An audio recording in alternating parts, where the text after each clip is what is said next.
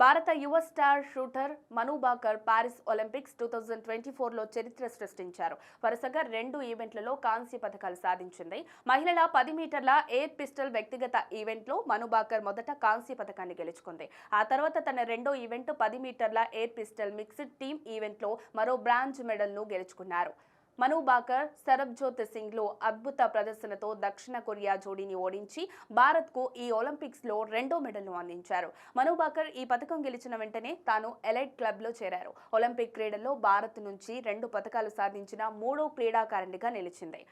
తనకంటే ముందు wrestler Sushil Kumar, badminton star PV Sindhu 2 Olympic పథకాలు సాధించారు. అయితే పారిస్ ఒలింపిక్స్ ను మను భాకర్ కేవలం 2 మెడల్స్ తోనే ముగించడం ఏ భారతీయుడికి ఇష్టం లేదు. మను హ్యాట్రిక్ పథకాలు సాధించాలని కోరుకుంటున్నారు. అలాంటి సువర్ణ అవకాశం ఇప్పుడు ఈమెకు దక్కింది. మను భాకర్ ఆగస్టు 2న మహిళల 25 మీటర్ల ఎయిర్ పిస్టల్ ఈవెంట్ లో పాల్గొంటోంది. ఈవెంట్ క్వాలిఫికేషన్ రౌండ్ లో మను రాణించి ఫైనల్స్ కు వెళితే హ్యాట్రిక్ పథకాలు సాధించే గోల్డెన్ ఛాన్స్ ఉంటుంది. ఇదే కనుక జరిగితే మను భాకర్ పేరు భారత చరిత్రలో సరికొత్త అధ్యాయంగా ఉంటుంది. ఎందుకంటే ఇప్పటి వరకు భారత్ నుండి ఎవరూ 3 మెడల్స్ సాధించలేకపోయారు.